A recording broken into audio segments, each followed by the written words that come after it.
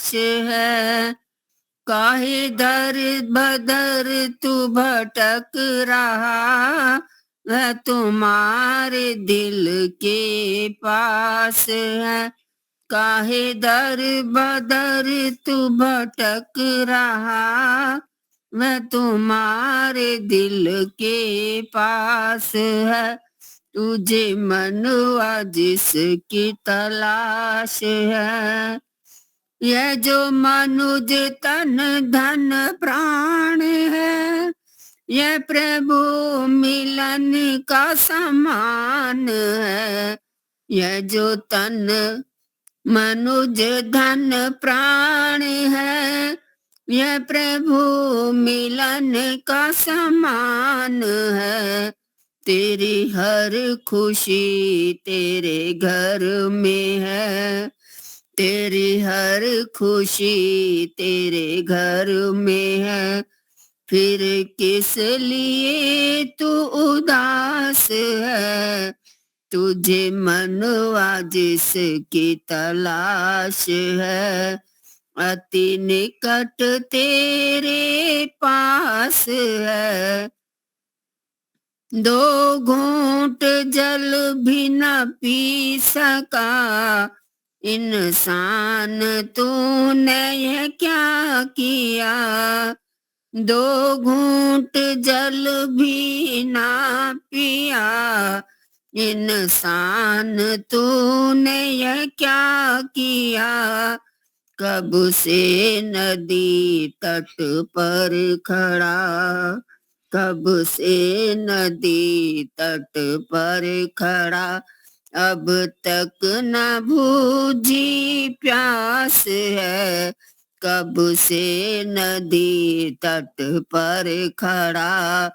अब तक न बूझी प्यास है, तुझे मनवा जिसकी तलाश है। अति निकट तेरे पास है, जब से तू राहों पर चल रहा, तेरा हर यतन निष्फल रहा। जब से तू राहों पर चल रहा, तेरा हर यतन निष्फल रहा।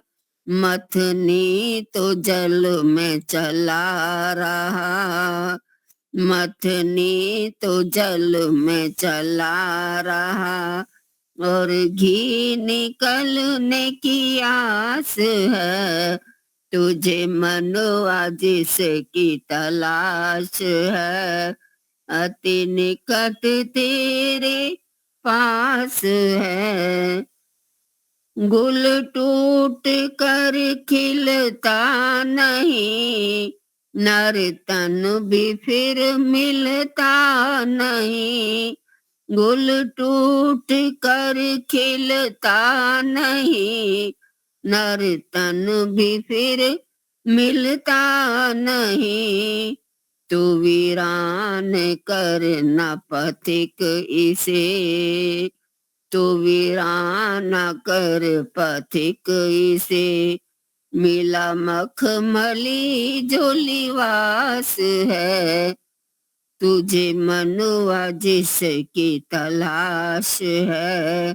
अति निकट तेरे पास है, काहे दर बदर भटक रहा, वह तुम्हारे दिल के पास है। तुझे मनवा जिसकी तलाश है। धन्यवाद जी समय देने के लिए। अब आवाज पूरी आई थी? हाँ धन्यवाद जी, धन्यवाद आपका। चलो बहुत बढ़िया। तो आज 2 वक्ता है, जयाबेन जी भी है जो 4:30 बजे लेंगे, और तब तक मैं एक विषय ले लेता हूँ। ओम याम मेधाम देवगणः पितरस्सोपासते, तया मामद्य मेधयाग्नि मेधाविनं कुरु स्वाहा। परमपिता परमात्मा, उनसे हम मांगते हैं कि हे मेधा प्रदाता परमात्मा, आप मुझे मेधा बुद्धि दीजिए, अर्थात वह बुद्धि मुझे प्रदान करे जिससे जिसको पाकर वे मुक्त हो गए हैं, जिसको पाकर समस्त दुखों से निवृत्त हो गए हैं। ऐसी आर पार दिखने वाली वास्तविक दृष्टि, योग दृष्टि मुझे प्रदान करे, जिससे मैं भी समस्त दुखों से छूट जाऊं और पूर्ण स्थित अर्थात मोक्ष में, ईश्वर में प्रतिष्ठित हो जाऊं। ऐसी याचना मैं करता हूं, ऐसा ऋषि बोलते हैं। योग जीवन जीने की विशेष शैली योग है। योग केवल दृश्यमान वस्तु नहीं, लेकिन अदृश्य अर्थात अत्यंत सूक्ष्म है, जो अपने आंखों से इंद्रियों द्वारा, स्थूल इंद्रिय द्वारा जिसको प्राप्त नहीं कर सकते, वो दिखाने का सामर्थ्य योग देता है। वह मन की दृष्टि को खोल देता है, अंतर मन में वो प्रकाश कर देता है, अंतर मन को दृष्टि, विशेष दृष्टि देता है, वह योग है। तो योग के आश्रय में जाएंगे। योग करना मतलब अंदर उतरना, स्वयं को जानना, अपने शरीर के अंदर प्रवेश करना। आंतरलोक जो बृहद है, जितना हम बाहर दिखाई देता है, उनसे अधिक विशाल जगत अंदर का है, जो हमने कभी देखा नहीं। तो वहां जाने के लिए प्रवेश करना, और प्रवेश करने के लिए सारी इंद्रियों को बंद करना, उनको प्रतिमुख, जो प्रसव होता है उसका उल्टा कर देना, अर्थात अंतर्मुखी होना। एक कथा है, दृष्टांत है। एक सिंह था और एक गधा था। गधा एकदम खुश हो गया, उत्साह से कहा कि आजा सिंह, आज तो मैं तेरे साथ लड़ूंगा और जीत कर रहूंगा। तो सिंह आश्चर्य हुआ, ये क्या बात हो गई, मुझसे लड़ने के लिए तैयार हो गया आज तो फिर सोचा और पीछे मुड़ गया, नहीं लड़ना है, इस प्रकार से। तो पास में ही व्याघ्र था, वाघ बोला कि ये क्यों, आप तो सिंह हो, आप किसी की सुनते नहीं, और आज ऐसे गधे की आप बात सुनते हो और वापस जा रहे हो, आप क्या हार गए हो, डर गए हो? तो सिंह ने क्या जवाब दिया होगा, आप सोचो, आप बताओ। सिंह क्या सोचकर वो वापस चला गया?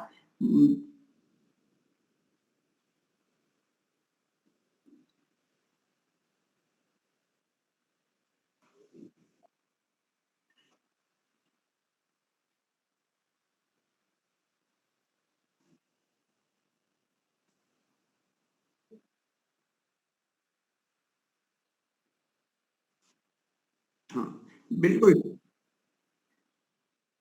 हाँ बिल्कुल ठीक है। तो वास्तव में उसने क्या कहा, सिंह ने कहा कि मैं जीतूंगा तो भी मेरी हार होगी, और हारूंगा तो भी मैं बदनाम होऊंगा, दोनों ओर से बदनामी है। अरे लड़ना हो तो सिंह सिंह के साथ लड़ा जाता है, ऐसे जो अथू गथू ऐसे व्यक्तियों से नहीं डरा जाता। तो मैं जीतूंगा तो, अरे कुछ नहीं तो तूने गधे को साथ लड़कर जीता, बदनामी होगा। और अब यदि तू मार खाया तो भी तो तेरी बदनामी, कुछ नहीं, कभी से हारता तो कोई वाघ से हारता, सिंह से हारता, लेकिन ऐसे गधे के हार गया, तो दोनों में बदनामी है। तो हमें यह दृष्टांत समझाता क्या है, वो गंभीरता से सुने। हम सिंह है, हम आत्मा है, हम अमृत पुत्र है, हम स्वतंत्र है, हम स्वामी है। और ये इंद्रिया, ये मन, बुद्धि आदि हमारे गुलाम है, मतलब गधे है। और ये हम जब आंखों बंद करते हैं तो मन की, इंद्रियों की लातें हम खाते हैं, लड़ते नहीं, लाते खाते हैं, खून निकलता है, थक जाते, गिर जाते, लेकिन हम सिंह हैं, सिंह हैं। केवल ऐसा जानते हैं, बोलते हैं, लेकिन करते कुछ नहीं। हमने जो ऊपर का वस्त्र पहना है वो वास्तव में एक गधे का पहना है या तो और का पहना है। अपना वस्त्र जो वास्तविक वो हम नहीं प्रकट करते अंतर मन में, ध्यान में, योग में। तो वास्तव में हम सिंह है। हमारी ये इंद्रिया, हमारे ये मन हमारे लाते मार मार के हमें चकनाचूर कर देते और हम उठ खड़े हो जाते हैं, हम पलाठी भी नहीं लगा सकते। तो हम सिंह की तरह है, सिंह ही है और सिंह की तरह ही रहना है। तो हमें स्वामी बन के रहना है। इंद्रियों, मन, अहंकार और कोई भी अन्य कुछ बोल दे तो उससे हम प्रभावित नहीं होना है। उस पर हमारा दबाव रहना चाहिए, हमारा शासन उन पर होना चाहिए। तो ये बात है। तो हम सिंह है, हमें गधे से लड़ना नहीं है, उसको सुनना नहीं है, उसको न गण्य गिनना है।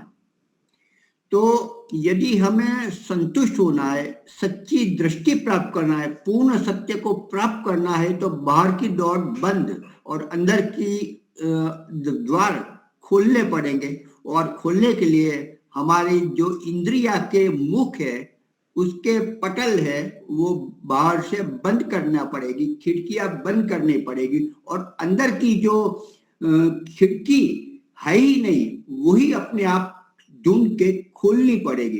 अंदर की यात्रा का प्रारंभ करना पड़ेगा। अंदर की यात्रा करते हैं अर्थात हम स्वयं अपने आप से मिलते हैं तो डर जाते हैं। क्यों? क्योंकि जब आंख बंद करते हैं तब इतने अधिक विचार आते हैं कि एक तूफान आता है, एक बड़ा पानी का धोध बेशुमार आता है और हमें कहां न कहां धकेल ले जाता है, कहीं न कहीं डुबो देता है। तो डरते हैं, या तो एकदम इतना अंधेरा लगता है कि मेरा क्या होगा, कुछ नहीं मालूम पड़ता, तो शून्य मनस्क हो जाता है, मूढ़ हो जाते हैं। ये स्थिति हमारी है क्योंकि हमने अंदर की यात्रा प्रारंभ नहीं की। हमारे यहाँ कहते कि आपको यदि विषय से हटना है, एक ही विषय में रहना है, तो प्रलय अवस्था का संपादन करो। तो अंधेरा, प्रलय अवस्था, कुछ नहीं, नहीं सूर्य, नहीं चंद्र, नहीं प्रकाश, नहीं अंधेरा, नहीं उजाला, कुछ भी नहीं, केवल काला।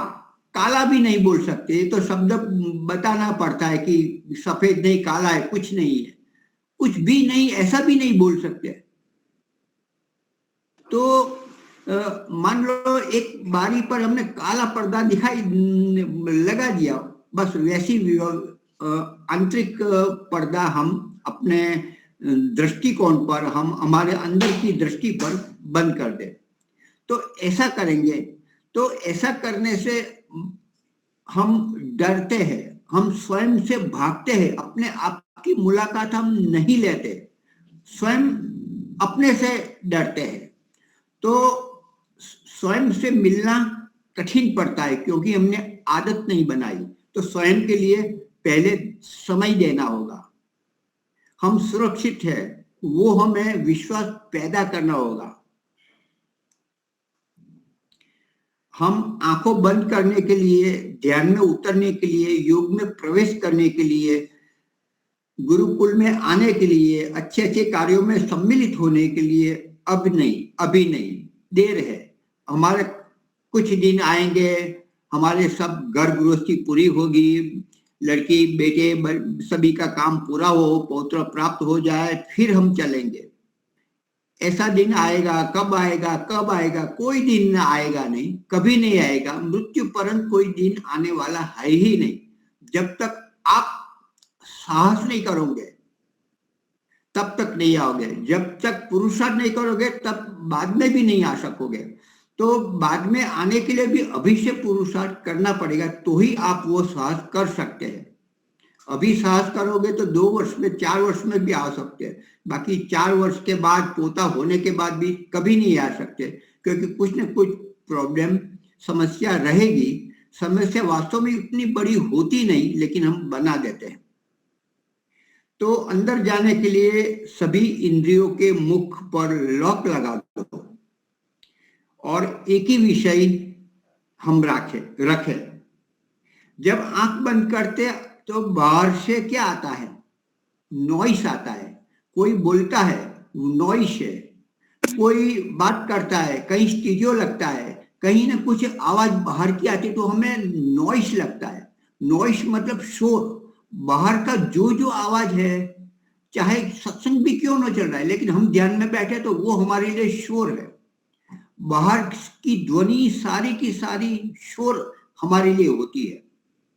और जब अंदर हम उतरते हैं, अर्थात ध्यान में हम प्रवेश करते हैं, एकाग्रचित होकर एक विषय में बने रहते हैं, तब अंदर से वॉइस आता है, नॉइस नहीं आता। वॉइस यदि ध्वनि, अंतर्ध्वनि प्रकट होती है, अंतर ज्ञान प्रकट होता है। पहले बाहर का ज्ञान जो मिलता है वो शोर होता है, वो अपना नहीं होता है, वो भटकाने वाला भी हो सकता है। लेकिन जो अंदर से बैठे और अंदर से जो वॉइस आती है, वो ध्वनि आती है, अंतर्ध्वनि, वो हमें आह्लादित करती है। वो हमारा पुरुषार्थ का फल होता है। बाहर जो मिला वो अपना फल नहीं है। अपना फल वास्तव में अंदर जाकर जो मंथन किया, जो मनन किया, जो ऊहा लगाई, जो तर्क आदि लगाया, और जो हमारे पुरुषार्थ जो प्राप्त हुआ, वो हमारा ध्वनि है, वॉइस है, वो अपना है। तो अपना मीठा लगता है। हम मेहनत करते हैं और कुछ रसोई में कुछ रोटी भी बना देते, तो चाहे थोड़ी कच्ची भी क्यों ना, कुछ जली भी क्यों ना, लेकिन अपनी लगती है, मीठी लगती है, खा लेंगे, कोई बात नहीं, और वो पच भी जाएगी। तो मतलब आनंद से जब अंतर्ध्वनि को हम कैच करते हैं, उनको सुनने का प्रयास करते हैं, उसको सुनने के लिए हम तत्पर रहते हैं, तो आवाज हमें वास्तव में ध्वनि मिलती है और वो अपनी बनती है। तो वो अपनी जो अपनापन आता है, वो आनंद आता है। चाहे कुछ क्षण के लिए भी संध्या काल में, उपासना काल में मिलता है, वह बड़ा अपना होता है, तो आनंद देता है। वह स्मृति हमारे लिए बड़े मोती के समान बनी रहती है। और ऐसा मोती रोज रोज नहीं मिलते। जब अवस्था एक दिन अच्छी, इतनी बढ़िया कि बस बैठा ही रहो, बैठी ही रहो, ऐसा लगता है, और फिर वो स्थिति दूसरे दिन नहीं आती। वो आती है, वर्षों बाद भी आती है। वर्षों बाद भी आती है कि नहीं, वो भी प्रश्न है। तो ऐसी स्थिति बनाना है तो अपने आप को मंथन करना पड़ेगा। केवल जब ओम भूर्भुवः स्वः तत्सवितुर्वरेण्यम, वो ओम ओम ओम बोलते उससे नहीं आएगी। जितनी मेहनत पढ़ने में करते, पढ़ाई में करते हैं, पढ़ाने में करते, उनसे भी ज्यादा हमें अपने जो ऋषि के सिद्धांत है, वेदों के सिद्धांत, उन पर मंथन करना पड़ेगा। न्याय दर्शन प्रक्रिया से उनको चबाना पड़ेगा, उसका रस निकालना पड़ेगा, निष्कर्ष निकालना पड़ेगा, निधि ध्यान करना पड़ेगा, तब अपना हम बना सकते हैं। अंतर्ध्वनि तब प्रकट होती है, तब वो अपनी होती है और वो मीठी ही होती है। अंदर जाएंगे, शांति मिलेगी, सौम्यता मिलेगी, तृप्ति मिलेगी, संतोष आएगा। और बाहर जाएंगे तो उपद्रव आएगा, तूफान आएगा, अतृप्ति होगी, असंतोष होंगे, थक जाएंगे। अंदर जाएंगे तो विश्राम है, बाहर जाएंगे तो अधिक परिश्रम है। तो अंदर की गति ही हमारी सच्ची गति है। हम पृथ्वी पर है कि हम कहाँ है, हम कहाँ बैठे हैं? पृथ्वी के बाहर है या पृथ्वी पर है या पृथ्वी के अंदर है?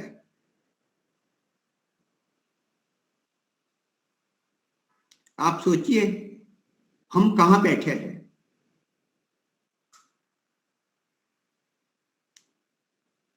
पृथ्वी के ऊपर हम बैठे हैं। हाँ, पृथ्वी की भूमि के ऊपर बैठे हैं, એટલે दूसरी बात पृथ्वी के बाहर बैठे हैं, लेकिन जुड़ कर बैठे हैं। तो यह वास्तविकता है। हम सब जानते हैं कि पृथ्वी गोल घूमती है, जानते मतलब हमने सुना है।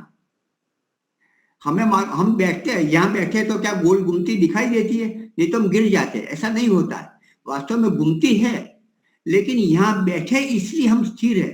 तो परमात्मा की वह कृपा हुई इतनी तीव्र गति से दौड़ती हुई होती हुई भी हम स्थिर है, दौड़ती हुई अस्थिर होते हुए भी हम यहाँ स्थिर पृथ्वी पर हम स्थिरता पूर्वक बैठे, ऐसा बिल्कुल प्रतीति हो रही है। तो ये प्रभु की बहुत ही कृपा है। कुछ गिरता नहीं, गोल घूमती है तो ये वृक्ष है, ये मकान है, हवेली है, गिरती नहीं है। ये प्रभु की दया है, इस प्रकार की व्यवस्था है। यह देखना हो तो हमें उनसे बाहर जाना होगा, पृथ्वी से कक्षा से बाहर दूर जाना होगा, तब घूमती हुई दिखाई देगी कि पृथ्वी वास्तव में गोल है। यहाँ तो चपटी गोल दिखाई नहीं देती, क्षितिज दिखाई देती है। वहां जाते हैं तो क्षितिज तो है ही नहीं, वो तो गोल ही है, लेकिन दिखाई नहीं देती। वास्तव में दिखाई नहीं देती वो सत्य नहीं होता, लेकिन जो दिखाई नहीं देता और अन्य स्थान पर देखते हैं तो वो सत्य होता है। हम अपने आप को देखना है तो हम इस संसार रूपी टोले से बाहर निकल जाए। जो मेला लगा है, जो वरघोड़ा चल रहा है, उससे बाहर जाए कि हाँ मैं कैसा हूं, मैं वरराजा बना हूं, मैं कैसा लग रहा हूं।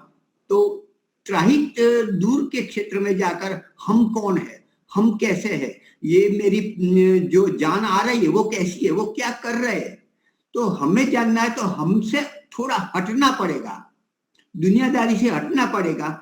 एक त्राहित व्यक्ति जानकर हमें दृष्टिपात करना होगा, तब हम क्या है, कैसे है, हम क्या कर रहे हैं, ये सोच हमारे योग देता है, अंदर जाने की यह प्रक्रिया हमें देता है। तो वह दृष्टि भी हमें विकसित करनी है। जो बाहर की वस्तु होती है वो अपनी नहीं होती। बाहर की मतलब यह आत्मा मैं हूं, आत्मा के बाहर मन है, आत्मा के बाहर बुद्धि, चित्त, अहंकार, इंद्रिया, यह लोक, लोकांतर, ये सारे रिश्ते सब बाहर के, वो अपने नहीं है। अपना एक ही है, अपना मैं ही एक मैं हूं, मैं का एहसास वही मैं हूं। और अपना मेरे अंदर जो परमात्मा है और सर्वत्र व्यापक समस्त ब्रह्मांड और उसके भी बाहर है, वही अपना है। हर जन्म का साथी, जन्म जन्म का साथी केवल एक ही है, नहीं पति नहीं पत्नी, एक ही है, वो परमपिता परमात्मा ही है और वही अपना है। ये हमने चिंतन नहीं किया, सुना तो है लेकिन चिंतन नहीं किया। जब तक वो अपने न्याय दर्शन की प्रक्रिया से वास्तव में मैं स्थिर हूं और मैं अंदर जाकर मैं देख रहा हूं जो अस्थिर है, और मैं जीवन भर अस्थिर की ही मांग कर रहा हूं, स्थिर की मांग नहीं करता हूं। मैं अपने आप में स्थिर नहीं होता। जो ब्रह्मांड में एक महान चेतन तत्व है जो स्थिर है, उसकी गोद में नहीं बैठता, लेकिन उसकी गोद से उठकर मैं भौगोलिक या भौतिक ये रिश्ते जो टूटने छूटने वाले हैं उसी पर मैं विराजमान होता रहूं और उसी पर विश्वास करता हूं। तो स्थिर होने के लिए स्थिर का सहारा लेना पड़ता है। पहले तो अपने आप पर अपने में स्थित हो जाए, हम अपने को जाने। अपने को जानने के लिए विषय नहीं बनाना पड़ता, मतलब स्वयं है, स्वयं का ही एहसास कर, मैं हूं। तो मैं हूं मतलब मैं मन नहीं हूं, मैं इंद्रिय नहीं हूं, मैं ये शरीर नहीं हूं, मैं अंग उपांग नहीं हूं, मकान मैं नहीं हूं, गाड़ी मैं नहीं हूं, ये रिश्ते मैं नहीं हूं। तो जो मैं नहीं हूं, जो अनित्य है, जो मरने वाला है, जिसको मृत्यु मार देता है, वो मैं नहीं हूं। मैं अचल हूं, मैं स्थिर वास्तव में हूं, मैं अपने आप में अंदर ही हूं, जिसका एहसास हम सब करते हैं। उसकी मैं कैसा हूं, मैं ये हूं, उसको वर्णित हमारी वाणी नहीं कर सकती, केवल एहसास कर सकते वही मैं हूं, वो स्थिर हूं। तो उसके अंदर जाए, उसकी हम उपासना करें, उसके गोद में हम अपने आप में बैठे, तो यही योग सिखाता है। एक प्रेस होती है, कपड़े कपड़े इस्त्री करने के लिए प्रेस होती है। तो प्रेस चाहे दुकानदार कितनी भी सस्ती दे दे, 500 नहीं, मैं आपको 200 रुपये में दे देता हूं, लेकिन एक उसमें बहुत काम करेगा, लेकिन कब झटका लग जाएगा, कब करंट लगे, उसका कोई गारंटी नहीं। तो वास्तव में ये सारी ये दुनिया है, सारे संबंध है, सारे मकान, गाड़ी, बंगला, जो भी धन ऐश्वर्य है, वो सारे प्रेस की तरह है। कब झटका लग जाए, और झटका लगने वाला है, कोई धीरे से लगे या जोर से लगे, लेकिन झटका देने वाला है, क्योंकि वो खुद अस्थिर है, खुद मरने वाला है, खुद मृत्यु के साथ वो उसने जन्म लिया है, उसको कोई रोक नहीं सकता।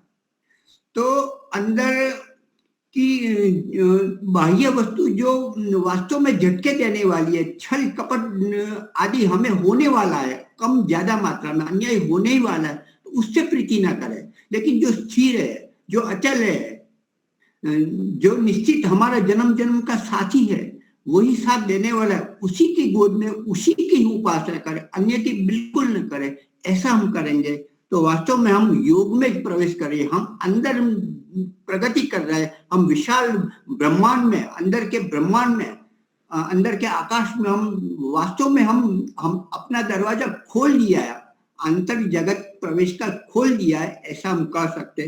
तो इस प्रकार से ऐसी भावना, ऐसा तत्परता कि मुझे धर्म, अर्थ, काम और मोक्ष सद्य सिद्धि भवन, सत्य मिले, कल नहीं, आज नहीं, अभी मिल जाए, ऐसी शीघ्रता, ऐसी तीव्रता, ऐसी उत्सुकता जब बनी रहे, जब ऐसे अस्थिर को अस्थिर समझे, स्थिर को स्थिर समझेंगे, तो ये तो बार बार चिंतन करना पड़ेगा कि ये भौतिक क्या अपना है, ये संबंध क्या अपना है, और पराया कौन है, अपना कौन है, अपना क्यों, अपने के लिए हम क्यों पूर्ण पुरुषार्थ करें, और प्रीति विशेष आकर्षित ये जो पराया उसके पास क्यों ना करें। जो नचिकेता ने मांग की थी यम से कि मुझे ऐसी मत वस्तु दो जो मरने वाली है, टूटने वाली है, जो आप चाहते नहीं वो ही मुझे देते हो, जो कंकर है, अंदर जाए तो मोती मिलता है, और बाहर चाहे कितना भी लूट ले और इकट्ठा करे,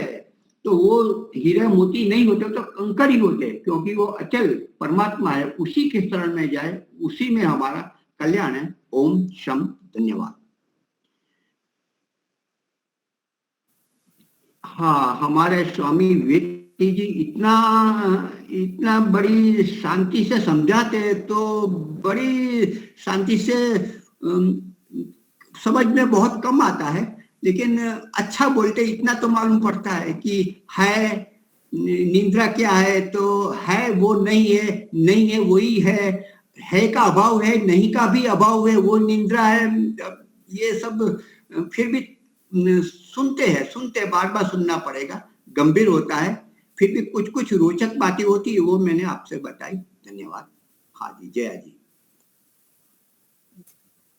सभी को सादर नमस्ते जी। मंत्र पाठ करेंगे। ओम विश्वानि देव सवितर्दुरितानि परासुव यत् भद्रं तन्न आसुव। तो मुनि जी ने अभी स्थिरता की बात की ना, कि स्थिर होना पड़ेगा। एक आपको उदाहरण देती हूँ इसका। आप लोगों ने रेल से यात्रा की है, लगभग सबने की है ना। आप रेल कब पकड़ पाते हैं? रेल लंबी चौड़ी होती है, आपको अपना कंपार्टमेंट पकड़ना होता है। आप रेल तब पकड़ पाते हैं जब ट्रेन जो है, रेलगाड़ी जो है वो खड़ी है, और कुछ क्षण के लिए आप भी खड़े होंगे, फिर आप अपना एक कदम अंदर रखेंगे। अगर रेलगाड़ी चल रही है और आप खड़े हुए हैं, क्या आप ट्रेन पकड़ पाएंगे? नहीं पकड़ पाएंगे। ट्रेन रुकी हुई है, आप चलते जा रहे हैं, क्या आप पकड़ पाएंगे? नहीं पकड़ पाएंगे। तो दोनों को रुकना पड़ेगा, तभी आप ट्रेन को पकड़ सकते हैं। एक भी चल रहा होगा तो पकड़ में नहीं आएगी, ये हमारा प्रत्यक्ष है। ठीक है, अब ईश्वर और अपने आप को देख लीजिए। ईश्वर ट्रेन है और हम वो यात्री हैं। क्या ईश्वर गतिशील है? नहीं है, वो तो स्थिर है।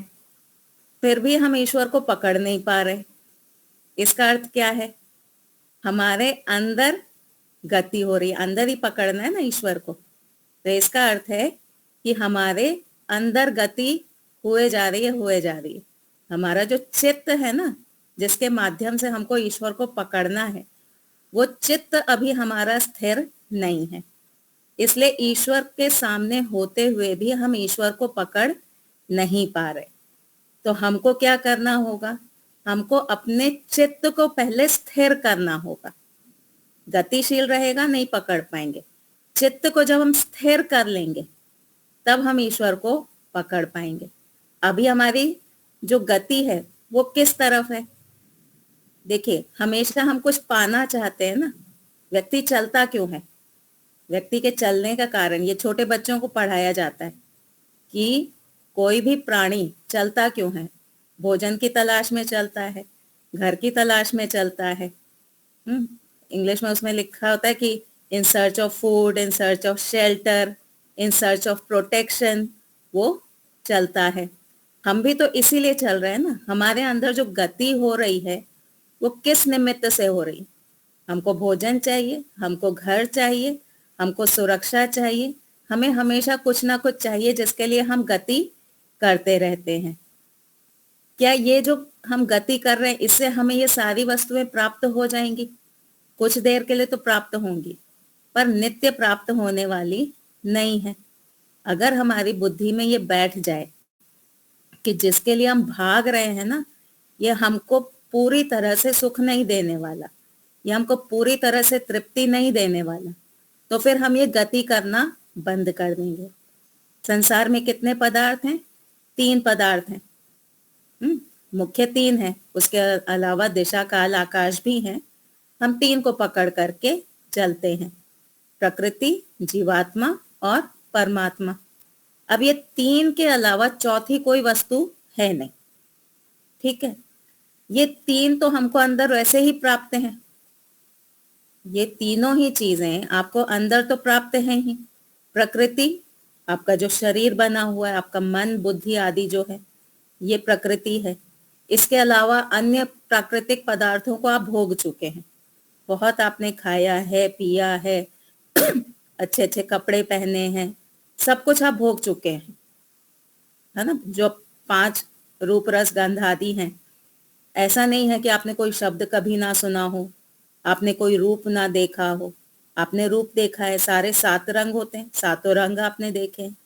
6 प्रकार के स्वाद होते हैं, वो 6 प्रकार के स्वाद आप चख चुके हैं। स्पर्श जो होता है, कठोर, कोमल, गरम, ठंडा, यह स्पर्श भी आप भोग चुके हैं।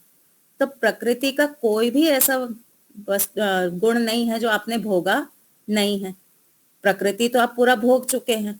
ठीक है, तो प्रकृति साइड में हो गई। आप स्वयं हैं जीवात्मा। अन्य कोई जीवात्मा आपके अंदर घुसने वाली नहीं है। तो जीवात्मा भी आप हैं। आपको आप अपने आप को आप प्राप्त हो चुके हैं। तीसरा है ईश्वर। ईश्वर सर्वव्यापक है। ऐसा नहीं कि अभी मैं जहां बैठी हूं वहां ईश्वर नहीं है, कहीं और हैं जहां जा करके मुझे उन्हें प्राप्त करना है। और ऐसा भी नहीं है कि यहाँ वाले ईश्वर में कुछ कमी है, मैं वहां किसी आश्रम में चली जाऊंगी या कहीं दूसरी जगह चली जाऊंगी तो वहां मुझे विशेष ईश्वर मिल जाएंगे। ऐसा भी नहीं है। ईश्वर सब जगह अखंड एक रस है। तो 3 पदार्थ थे, प्रकृति, जीव और ईश्वर। वो तीनों ही हमको अंदर प्राप्त हो रखे हैं। तो हम चौथी किस चीज के लिए भाग रहे हैं? जो हम भाग रहे हैं, चौथी तो कोई वस्तु नहीं है जिसके लिए हम भाग रहे हैं। तो हमको विचार करना चाहिए, मैं इतनी अस्थिर क्यों हूं, क्यों इतना मैं भागे जा रही हूँ। जब सबसे पहले तो चाहिए शब्द जीवन से निकाल। मुझे कुछ नहीं चाहिए, सब कुछ है मेरे पास। चाहिए मतलब पराश्रित होना चाहते हैं हम कोई वस्तु या तो रिश्ते पर बंधना चाहते हैं, जब तक चाहिए नहीं मिटता तब तक वो परम पद नहीं मिलता। देखिए, चाहिए हमारे साथ स्वाभाविक है, सदा बना रहेगा। ये जो चाहिए शब्द है ना, चाहिए का अर्थ क्या है? इच्छा। इच्छा हमारी स्वाभाविक है, सदा बनी रहेगी। ये इच्छा हमसे छूटने वाली नहीं है। ठीक है। हाँ अब हाँ, ये भौतिक की बात कर रहा हाँ हूँ, वो तो हाँ बराबर, इच्छा तो हाँ कायम है वो। तो ये जो चाहिए शब्द है, ये हमको क्या चाहिए वो हमको विश्लेषण करना पड़ेगा। हमको चाहिए सुख, ये हम सबका कॉमन चाहिए, हम सबकी कॉमन इच्छा है, हमको सुख चाहिए। ये हम चाह के भी नहीं छोड़ सकते। कोई भी व्यक्ति ये नहीं कहता कि मुझे सुख नहीं चाहिए, सब कहते हैं मुझे सुख चाहिए। तो ये सुख जो हमको चाहिए, ये कहाँ से चाहिए? प्रकृति से चाहिए, जीवात्मा से चाहिए, परमात्मा से चाहिए। हम सुख के लिए ही भाग रहे हैं ना। तो ये जो हम सुख के लिए भाग रहे हैं, इसके सोर्स हम देख लें कहाँ कहाँ से आ रहे हैं। हम कहेंगे प्रकृति से आ रहे हैं। तो प्रकृति तो हमने इतनी भोगी, कितने जन्मों से हम भोगते चले आ रहे हैं। क्या तृप्ति हुई हमको? कल हम अभी वो ऊंधियो पूड़ी का सीजन आएगा ना, ऊंधियो जलेबी का, पिछले साल खाया था ना, कई बार बना के खाया सीजन में। क्या तृप्ति हो गई? क्या ऐसा हुआ था 2025 में नहीं चाहिए? 2025 में भी चाहिए, है ना। 2025 में भी चाहिए। कितने साल से खा रहे हैं? 60-70 साल से तो खा रहे हैं ना। फिर भी प्रकृति का जो चाहिए था वो हमारा खत्म नहीं हुआ। कपड़े हमको चाहिए, उन कपड़ों ने क्या हमको पूरा तृप्त कर दिया? नहीं किया। ऐसे ही आप नाम आदि का देखिए, हर किसी को अपना नाम बनाने की इच्छा होती है। मुझे भी नाम बनाना है। कितने लोगों में बनाना है? 1 में बनाना है, 2 में बनाना है, 100 में बनाना है, 1000 में बनाना है। कितने लोगों में मुझे अपना नाम बनाना है? नाम बनने से सुख मिलता है ना। आज की डेट में हमारे भारत में जो सबसे फेमस है वो है नरेंद्र मोदी, है ना। अब नरेंद्र मोदी भी भारत में फेमस है, कुछ विदेश में फेमस हैं। क्या पूरी दुनिया में फेमस हो सकते हैं? नहीं हो सकते। क्या ये पॉसिबल है कि उनको पूरी दुनिया जाने, हर बच्चा बच्चा जाने? पॉसिबल नहीं है। कुछ लोग ही जान पाएंगे। तो जब मुझे 1000 लोग, पहले इच्छा थी 100 लोग मुझे जान जाएं। 100 के जानने के बाद क्या तृप्ति हुई कि हाँ 100 लोग मुझे जानते हैं, अब मुझे नाम नहीं बनाना? नहीं हुई तृप्ति। अब मेरी इच्छा होगी मैं 1000 लोग मुझे जाने। जब व्यक्ति प्रवचन करना शुरू करता है ना, शुरू में छोटे ग्रुप में वो प्रवचन करता है, और उसका जब प्रवचन अच्छा होता है, लोग कहते हैं कि वाह वाह कितना अच्छा प्रवचन किया। अब उसकी हिम्मत बढ़ती है। अब धीरे धीरे क्या होता है, वो चाहता है अब मैं 100 लोगों के बीच में प्रवचन करूं तो मुझे 100 लोगों की तालियां मिलेंगी। 100 की तालियां मिल गई, अब मैं 1000 लोगों में फेमस हो जाऊं। धीरे धीरे आर्य समाज में मेरा नाम हो जाए कि बहुत अच्छा प्रवचन करता है। ऐसी इच्छा जागने लगती है ना। तो क्या पॉसिबल है कि पूरा आर्य समाज आपको जानने लगे? लगभग 80 लाख लोग हैं आर्य समाजी। क्या पूरे 80 लाख आपको जान सकते? नहीं जान सकते। तो वहां पे भी हमारी तृप्ति नहीं होगी। नाम कमाने में, धन कमाने में, किसी भी इस तरह की पुत्रेषणा में कि चेले बना लें, मेरे फॉलोअर्स बन जाएं, तो इस प्रकार से प्रकृति से जो हमें चाहिए था वो तो हमें पूरा मिल नहीं रहा। फिर रहा जीवात्मा। क्या आपको कोई पूरी तरह से सुख दे सकता है? नहीं दे सकता। कोई भी जीवात्मा जो है ना, आपको पूरी तरह से तृप्त नहीं कर सकता। क्या आप किसी के 100% इच्छा पूरी कर सकते हैं? दीपालिका जी, अपने हस्बैंड की पूरी इच्छाएं, सारी इच्छाएं पूरी करती हैं? नहीं करती ना। 10 में से 8 कर देती होंगी। 2 के लिए तो मना करती होंगी ना कि अभी टाइम नहीं है, अभी ये नहीं बना पाऊंगी, अभी ये नहीं कर पाऊंगी, है ना। तो हम जब दूसरे की पूरी इच्छा, सारी इच्छाएं पूरी नहीं कर सकते, और हम एक्सपेक्ट क्या करते हैं, सामने वाले को मैं ना बोलूं तो भी वो मेरी इच्छा पूरी कर दे। यही चाहते हैं ना कि सामने वाला जो है मेरे बिना कहे भी मेरी सारी इच्छाएं पूरी कर दे। तो जब आप में सामर्थ्य नहीं है किसी की इच्छा पूरी करने की, तो सामने वाले में है? नहीं है। वो भी आपकी सारी इच्छाएं पूरी नहीं कर सकता। जैसे आपके जीवन में कुछ बाधाएं हैं, कुछ लिमिटेशंस हैं, कुछ कमियां हैं, वैसे ही सारी जीवात्माओं में है। धरती का जो राजा, पृथ्वी का अगर कोई चक्रवर्ती सम्राट हो ना, वो भी आपकी सारी इच्छाएं पूरी नहीं कर पाएगा। ईश्वर को अलग कर दीजिए, कोई व्यक्ति जो है, जो पूरी पृथ्वी का राजा अगर कोई हो, वो भी चाहे कि आपकी सारी इच्छाएं पूरी कर दे तो नहीं पूरी कर पाएगा। तो जीवात्मा में तो ये सामर्थ्य ही नहीं है कि वो किसी को सुख दे पाए, पूर्ण सुखी कर पाए। तो प्रकृति भी हट गई, जीवात्मा भी हट गया। अब हमको चाहिए क्या? सुख चाहिए। अब एक सोर्स बचा है, अब वो है ईश्वर। ईश्वर ही एक ऐसे हैं जो हमें सारे सुख दे सकते हैं, अभ्युदय और निःश्रेयस। अभ्युदय क्या था? सांसारिक पदार्थों का सुख। इस जीवन में जो हमको पदार्थ चाहिए, इस जीवन को भी सुखी बना दे, अगले जीवन को भी सुखी बना दे। तो ये जीवन चलाने के लिए जो वस्तुएं चाहिए वो ईश्वर हमें देंगे, दे ही रखी हैं। और निःश्रेयस, मोक्ष, वो भी ईश्वर ही दे सकते हैं। तो वो चाहिए, हम चले गए ईश्वर के पास। ईश्वर से हमने कहा कि ईश्वर हमको सुख शांति चाहिए, उसी के लिए हम भाग रहे थे। तो ईश्वर ने कहा हाँ, मिल जाएगी तुमको सुख शांति, मैं दे दूंगा, लेकिन तुमको अब यहाँ वहां भागना नहीं है। तुम यहाँ वहां भागोगे तो मैं तुमको सुख शांति नहीं दे पाऊंगा। तुम आराम से बैठो, मैं तुमको सुख दूंगा। अब आप मान लीजिए कि एक रेस्टोरेंट, बड़ा फेमस कोई रेस्टोरेंट है, वहां पे आपको पता चला कि अच्छा भोजन मिलता है। आपने जाकर के वहां ऑर्डर दे दिया कि भाई मुझे ये खाना है।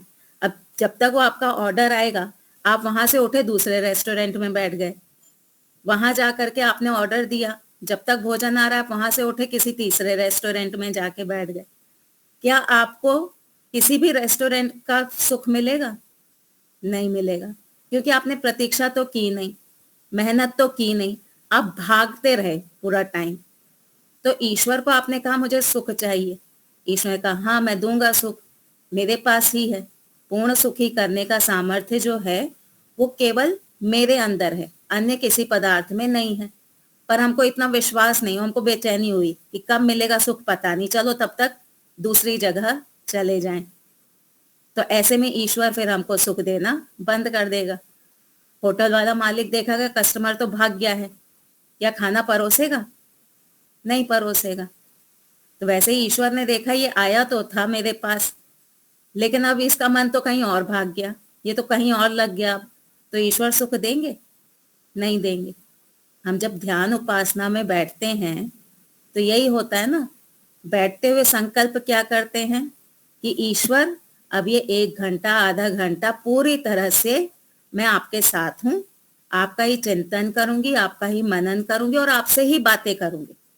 अब किसी और के बारे में विचार मैं करने वाली नहीं हूं। बैठ गए, शुरू भी हुआ, थोड़ी देर बाद अन्य अन्य विषय आने लगे। ओम भूर्भुवः स्वः बोल ही रहे थे, ये मंत्र कौन से वेद में आया था, इसका अर्थ फलाने आचार्य ने क्या बताया था, ये कहाँ पे सुना था हमने, उन्होंने जो बताया था वो तो बहुत अच्छा अर्थ था।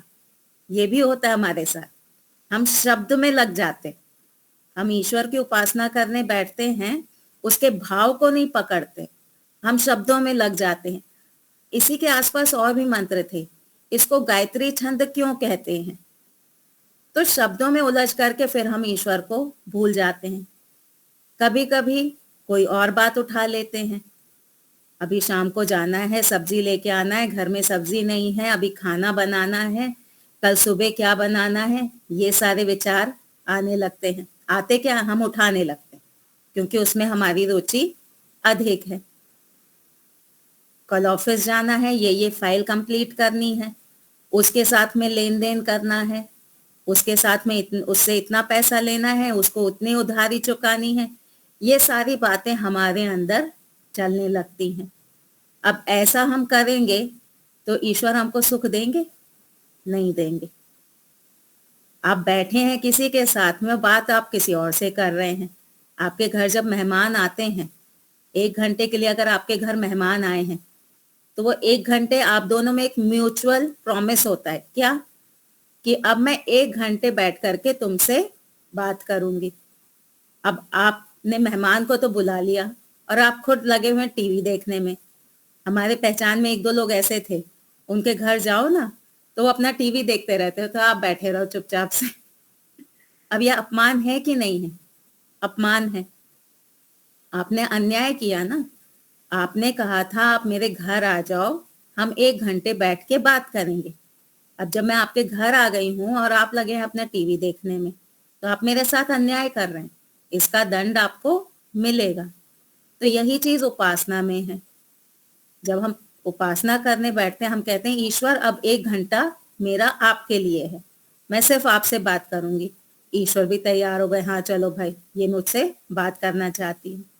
पर उनसे बात ना करके मैं दूसरी बातों में लग गई, तो इसका मुझे दंड मिलेगा।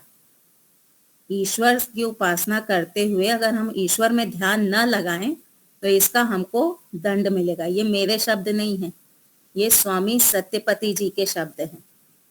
स्वामी सत्यपति जी क्या कहते थे? उनका तो कहना था पूरे दिन आप ईश्वरमय होके रहिए, एक क्षण के लिए भी ईश्वर आपसे छूटना नहीं चाहिए। पूरा 24 घंटे आपके मन में ईश्वर प्रणिधान होना चाहिए। ईश्वर मुझे देख रहे हैं, ईश्वर मुझे जान रहे हैं, चेतन है वो, केवल एक कल्पना मात्र नहीं है। ईश्वर कैसे हैं? चेतन है। मेरी सत्ता है, आपकी सत्ता है, वैसे ही ईश्वर की भी सत्ता है। वो किस प्रकार के हैं? जैसे मैं दूसरे को देखती हूँ, दूसरे को जानती हूँ, वैसे ही ईश्वर भी मुझे देख रहे हैं, मुझे जान रहे हैं, एक क्षण के लिए भी मुझसे अलग नहीं है। तो इस प्रकार के ईश्वर मेरे साथ हैं और उनकी मुझे उपासना करनी है।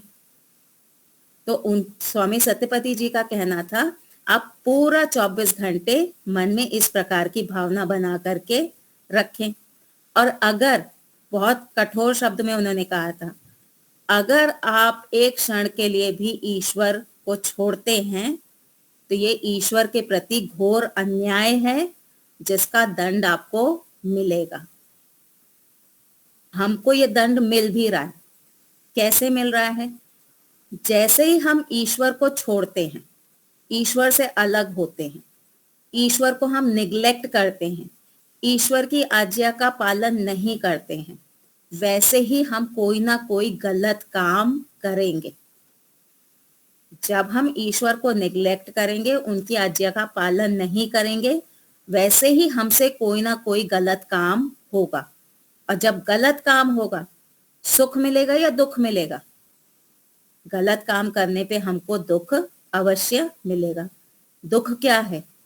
दुख है दंड। तो क्या आज हम दंड नहीं भोग रहे हैं? भोग रहे हैं। हम दुखी होते हैं ना, हम विचलित हो जाते हैं, हम अंदर अंदर दुखी होते रहते हैं, उदास रहते हैं, हमारे अंदर उतना उत्साह नहीं होता। कारण क्या है? कारण ये है कि हमने ईश्वर को छोड़ रखा है। तो ये हमको प्रत्यक्ष है कि ईश्वर को निग्लेक्ट किया नहीं हमने, कि हमको दंड मिला। तो स्वामी सत्यपति जी तो कहते थे कि ये घोर अपराध है। हम तो बहुत हल्की भाषा बोलते हैं। हम जो कहते ना कि दंड मिलेगा, तो हमें लगता है कि बस ऐसे छोटा मोटा दंड मिल जाएगा। लेकिन आप गलतियां करते रहेंगे, ईश्वर को जितना निग्लेक्ट करेंगे, आपकी गलतियां बढ़ती जाएंगी। और बढ़ते बढ़ते क्या होगा? अगला जन्म कुत्ता, गधा, घोड़ा, पता नहीं क्या मिल जाएगा। कितना भयंकर दंड है ये। गाय, कुत्ता, गधा, घोड़ा, इनको देखा है कभी आपने सड़क पे? भोजन मिलता है इनको? नहीं मिलता। कोई फेंक के रोटी दे दे तो ठीक है, नहीं दे तो क्या करेंगे? अपनी पका के खा सकते हैं? नहीं खा सकते। बीमारी लग जाती है इन कुत्तों को, इनके भी पेट में कीड़े आदि पड़ जाते हैं, शरीर पे वो टिक्स बोलते हैं, वो लग जाते हैं। गायों के भी शरीर पे टिक्स लग जाते हैं। कौन ध्यान देता है? कोई ध्यान देता है? नहीं देता। आप विचार करिए, एक मच्छर आपके बैठ करके काटता रहे, कितना दर्द होता है, खुजली होती है ना, फिर वो तो उड़ भी जाता है। लेकिन इन गाय आदि को देखिए, वो टिक्स होते ना, चिपक जाते हैं, उनको खून चूसते रहते। क्या गाय उसको हटा सकती है? नहीं हटा सकती। क्या कह सकती है कि मुझे डॉक्टर के पास ले जाओ? नहीं कह सकती। इतने जो जानवर बाहर घूम रहे हैं, भूखे प्यासे, अभी सर्दियां हैं, हम लोग क्या करते हैं? बढ़िया कंबल ओढ़ करके सोते, दिन में स्वेटर पहन लिया, रात को कंबल ओढ़ लिया, अच्छे से एकदम कंफर्टेबल होकर के हम रहते हैं। कुत्तों को देखा, ठंडी में पड़े होते हैं जमीन पर, कौन उनको कंबल उड़ा रहा है? कोई नहीं उड़ा रहा। उल्टा आते जाते वो गाड़ियां जरूर उनको परेशान करके जाती हैं। तो ये दंड नहीं है क्या? कितना भयंकर दंड है। एक दिन अपने आप को उनकी जगह रख करके देखिए। एक दिन हम सोचे ना कि ये कुत्ते वाली जीवन अगर हमको मिल जाए तो क्या होगा, बुद्धि सही हो जाएगी हमारी। तो ये दंड है, किसकी तरफ से मिला? ईश्वर की तरफ से मिला। और क्यों दिया ईश्वर ने? क्योंकि हमने ईश्वर को नेग्लेक्ट करके रखा है। हम उनके साथ बैठे नहीं, हमने उनकी बात नहीं सुनी, उनकी आज्ञा का पालन नहीं किया, हम भागते रहे। स्थिरता की बात है ना, हम भागते रहे, बिना दिशा के भागते रहे। दिशा के साथ में भागते तो भी था। आपको एक दिशा मिल गई कि ईश्वर प्राप्ति ही सर्वश्रेष्ठ कर्म है।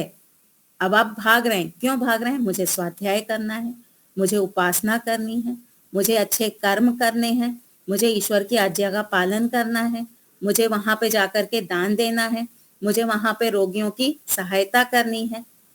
तो इस दिशा में अगर आप भागेंगे तो भी ठीक है, लेकिन आप उल्टी सीधी दिशा में भागते रहे जहां पे आपको कुछ प्राप्त नहीं होना है, तो फिर ईश्वर आपको दंड देने वाले हैं।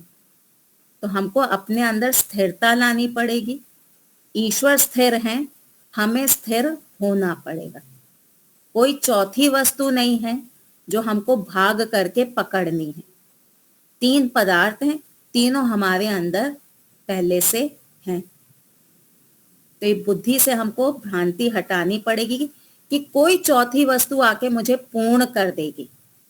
हमारी बुद्धि में कहीं ना कहीं ये भ्रांति है कि चौथी वस्तु आएगी और वो मुझे पूर्ण कर देगी, पूरा सुख दे देगी। इस भ्रांति को हमें हटाना पड़ेगा। ईश्वर में अपने मन को लगाना पड़ेगा। ईश्वर का चिंतन मनन आदि हमको करना पड़ेगा। हमारी जो जीवन शैली, हमारा जो दिनचर्या है, वो उसी प्रकार की होनी चाहिए। स्वाध्याय होना चाहिए, उसमें जप होना चाहिए।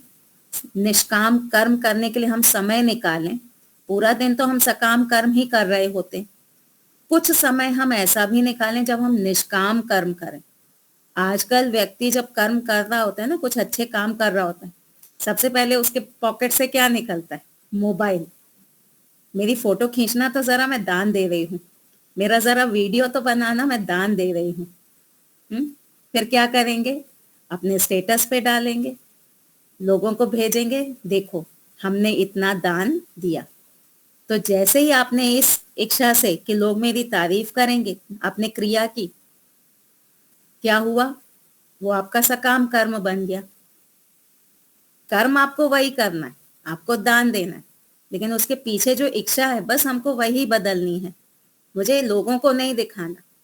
चुपचाप रह करके मैं दान करके आ जाऊंगी, चुपचाप जाऊंगी हॉस्पिटल में, रोगियों की सेवा करूंगी, वापस आ जाऊंगी। तो हम अपनी दिनचर्या में स्वाध्याय लाएं, ध्यान करें, उपासना करें, निष्काम कर्म करें, ईश्वर का जप करें। इस प्रकार की दिनचर्या जब होगी ना, तो धीरे धीरे हमारी जो अंदर जो गति है, जो चित्त हमारा चंचल है, वो शांत होना शुरू हो जाएगा। एकदम से शांत नहीं होता। चित्त जो है ये एकदम से शांत नहीं होता। आपने एक बार पंखा चला दिया, फिर स्विच बंद करते हैं। मान लीजिए आपने पंखा चलाया और आपने देखा कि पंखा चलने के कारण जो पुस्तक के जो पेज हैं वो उड़ रहे हैं।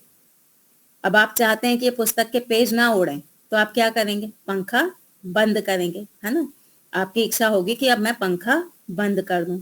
आप उठे, आपने पंखा बंद कर दिया, तो आपने इच्छा कर ली, प्रयत्न कर लिया, पर क्या पंखा एकदम से बंद हो जाता है? नहीं होता, वो कुछ समय तो लेगा ही। वैसे ही हमारे चित्त में जो गति है, पंखे के समान ही है ना, 3 पंखुड़ियां चित्त में भी हैं, सत्वरज तम की।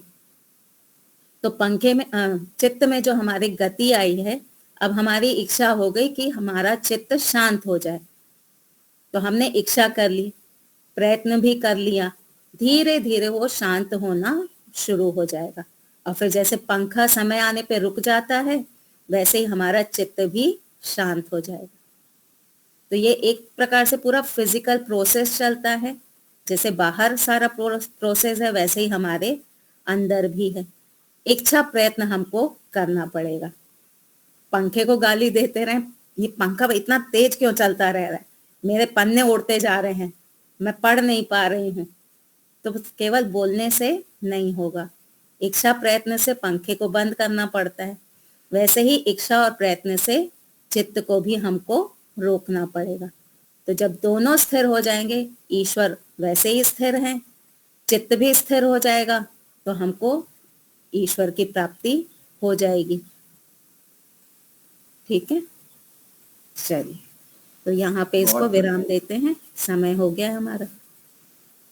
सबसे अधिक हमें लड़ना पड़ता है बाह्य विषयों, रोकने में ही हमारी पूरी शक्ति रोकने में जाती है। लगाना सरल होता है, लेकिन रोकना बड़ा कठिन होता है, वो कठिन काम होता है।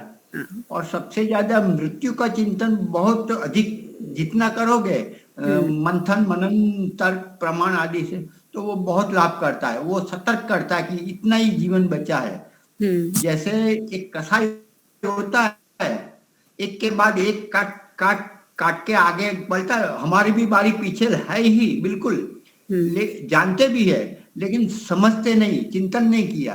तो जब वो समझ में आ जाता है, तो एक भी क्षण वो दुनिया की दारी में बिल्कुल नहीं गवाएगा, पूरा का पूरा जोर लगा ही देगा, फिर राह नहीं देखेगा किसी भी प्रकार की। अभी क्या तो होता है बढ़िया। ना, अभी क्या होता है, फलाने को कैंसर हुआ, वो मर सकता है, फलाने का एक्सीडेंट हुआ, उसकी मृत्यु हो गई, फलाने का हाथ टूटा।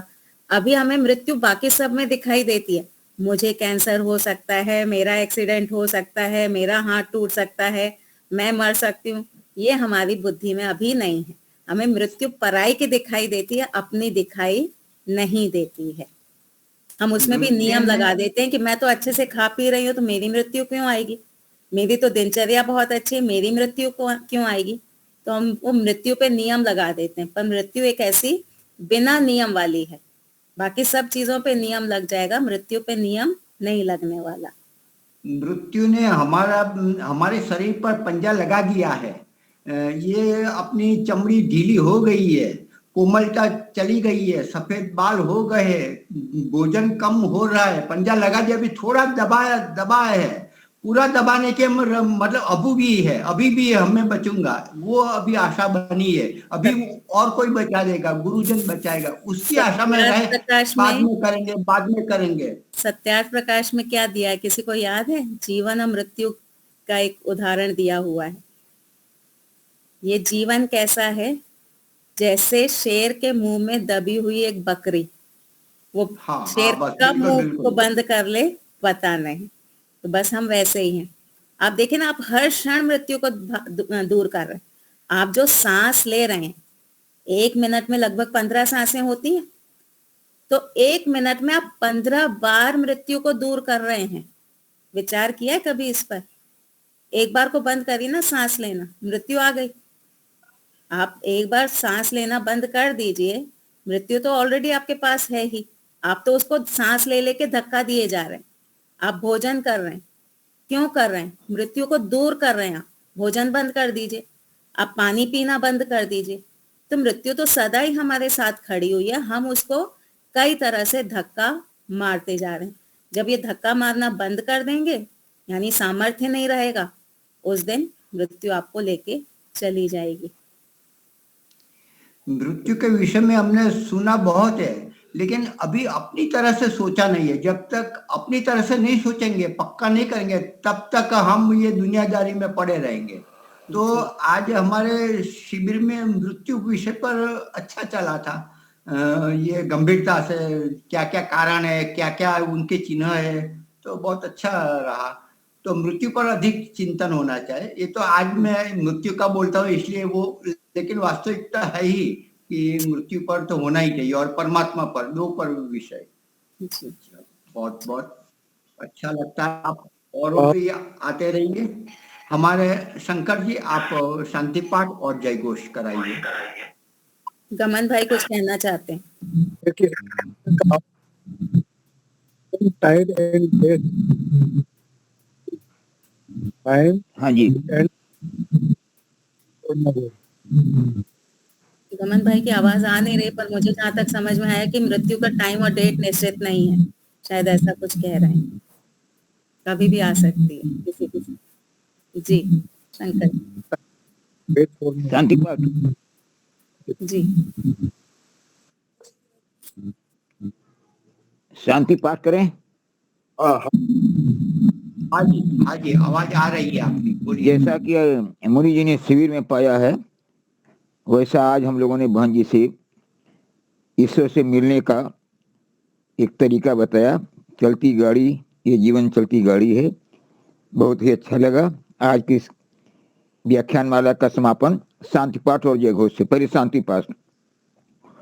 ओम ध्यो शांति अंतरिक्षम शांति पृथ्वी शांतिरापः शांतिरोषधयः शांतिर वनस्पतयः शांतिर्विश्वे देवा शांतिर्ब्रह्म शांतिः सर्वं शांतिः शांतिरेव शांतिः सामा शांतिरेधि।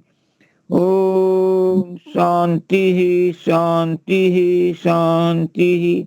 जय घोष। जो बोले सो अभय। वैदिक धर्म की पूरा पूरा सत्य सनातन वैदिक धर्म। जो बोले सो अभय। सत्य सनातन वैदिक धर्म। मर्यादा पुरुषोत्तम भगवान राम की जय हो। योगराज भगवान कृष्ण की जय हो। व्याकरण सूर गुरु विरजानंद की जय हो। युग प्रवर्तक महर्षि दयानंद सरस्वती की जय हो। भारत माता की जय हो।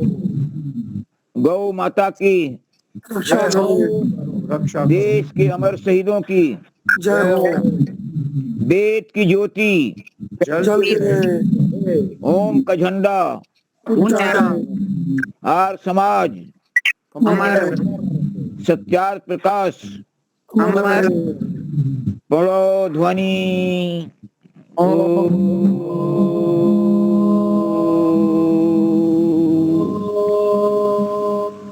वैदिक अभिवादन।